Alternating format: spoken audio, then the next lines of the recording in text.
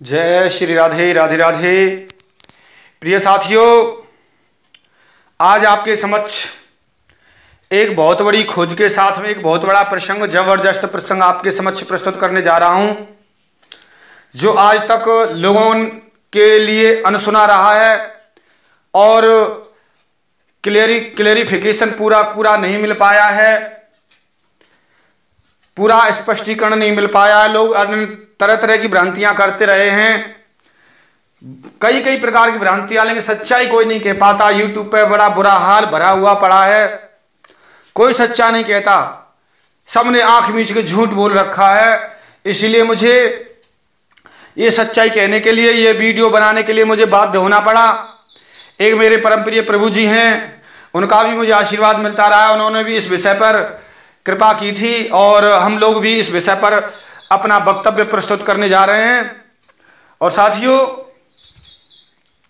वक्तव्य इस प्रकार है, प्रमाणित है, दुनिया के लिए ऐलान से हम लोग वीडियो बनाते हैं। कमेंट करें, फोन करें, कहीं भी किसी प्रकार की कोई भी 1% भी शंका नहीं हो सकती। प्रमाण के साथ बोलते हैं, जबरदस्त बोलते हैं। आज मैं जोश में हूं, जोश के साथ बोल रहा हूं, सच्चाई के साथ बोल रहा हूं। सुनिए, प्रसंग इस प्रकार है कि शूर्पणखा रावण के वध के बाद कहां चली गई, इस विषय पर लोगों की बहुत बड़ी भ्रांतियां हैं, कोई स्पष्टीकरण नहीं दे पाया आज तक। शूर्पणखा का अगला जन्म कौन सा था? यद्यपि शूर्पणखा के विषय पर बहुत बड़ा व्याख्यान अपने पास है, लेकिन वीडियो लंबा होने के कारण मैं संक्षिप्त रूप से ही, शॉर्ट में ही सिर्फ इतना ही बताऊंगा कि शूर्पणखा रावण के वध के बाद कहां गई, क्या हुआ, कैसे हुआ, क्या उसके पीछे रहस्य था। इसी विषय को थोड़ा सा मैं हाईलाइट करूंगा, बाकी अन्य विषयों को मैं बिल्कुल नहीं लूंगा, क्योंकि वीडियो लंबा हो जाएगा, वो समझ भी नहीं आएगा, ज्यादा छोटा छोटा ही करके समझ आएगा। साथियों, विषय इस प्रकार है कि जब श्री रामचंद्र जी पंचवटी में रहते थे, उस समय शूर्पणखा नाम की राक्षसी उन्हें देखकर अत्यंत मोहित हो गई थी। श्री राम जी ने एक पतिव्रत पालन में तत्पर रहने के कारण उससे प्रेम नहीं किया और इनके मन में किसी दूसरी स्त्री के प्रति मोह नहीं था। यह विचार करके रावण की बहन शूर्पणखा को क्रोध से सीता को तत्काल उसकी ओर झपटी। उस समय श्री राम के छोटे भाई लक्ष्मण ने रुष्ट होकर उसके नाक कान काट दिए। नाक कान कट जाने पर उसने लंका में जाकर रावण को यह सब समाचार बता दिया। स्वयं अत्यंत खिन्नचित होकर, दुखित होकर, सच्चा प्रेम था राम से उसका, वह पुष्कर तीर्थ में चली गई। वहां जल में खड़ी होकर शंकर जी का ध्यान करने लगी, तपस्या करने लगी। एक ही लक्ष्य था कि कैसे भी भगवान की सुंदरता रूप मेरे मन में बस गई है और मैं इसको भूल नहीं सकती, मैं मोहित हो गई हूं, चाहे कैसे भी सही भगवान पति बने मेरे। इस लक्ष्य को लेकर शंकर जी की तपस्या करती रही। शूर्पणखा ने 10,000 वर्षों तक तपस्या की पुष्कर में, 10,000 वर्षों तक। साथियों, इससे प्रसन्न होकर महादेव प्रकट हुए, पुष्कर तीर्थ में आकर बोले, बालिके, हम तुम्हारी तपस्या से प्रसन्न हैं, वर मांगो।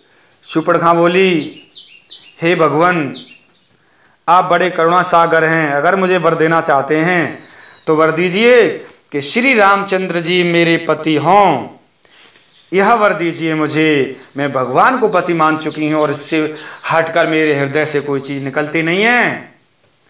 मैं इतनी जन्म जन्म के लिए मोहित हो गई हूं कि कुछ शब्द वर्णन नहीं कर सकती।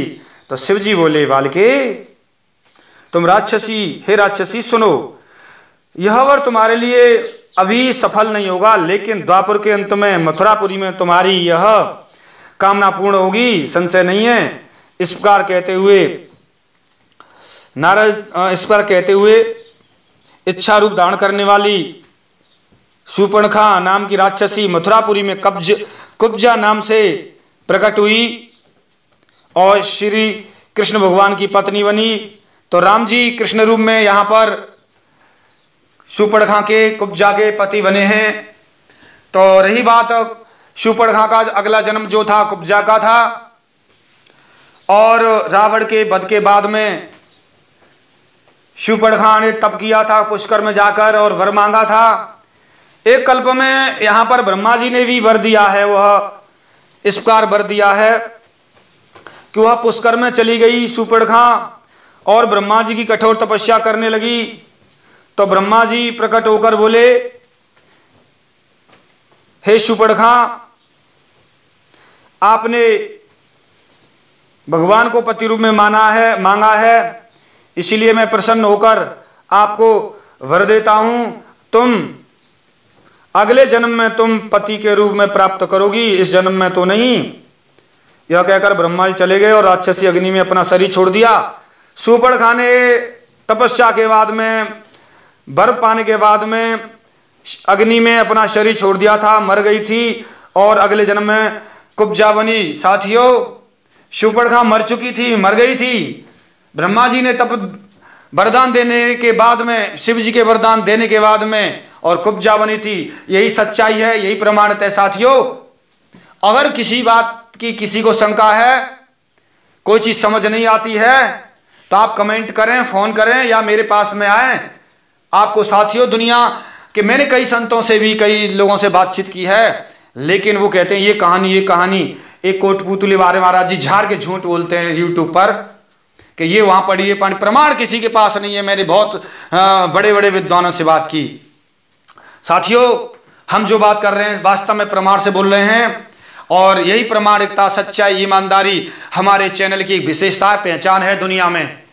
एक दुनिया का अद्वितीय चैनल, एक दुनिया का एक विशेष चैनल, ऐसा दूसरा नहीं है, क्योंकि सच्चाई कहने वाला। लोग कहते हैं, मैंने कई बड़े बड़े विद्वान सुना, महाराज ये कौन से ग्रंथ से कह रहे हैं? अरे साहब, इसका ग्रंथ तो वहां मिला था, वहां मिला, बताते कुछ नहीं है, ग्रंथ का नाम भी नहीं बताएंगे। लेकिन हमारे पास आइए, हम सारी चीज दिखाएंगे, बताएंगे। साथियों, आपका इस चैनल पर बड़ा प्रेम स्नेह बरसता रहा है, बड़ी कृपा बरसती रही है, इसलिए आप हमेशा कृपा बरसाते रहें और इस चैनल को आगे बढ़ाते रहें। बड़ा प्रेम बरसा आपका। इसी प्रकार इस चैनल को लाइक, सब्सक्राइब, शेयर करते रहिए, इसी आशा के साथ में जय जय श्री राधे, जय जय श्री राधे, जय जय श्री राधे।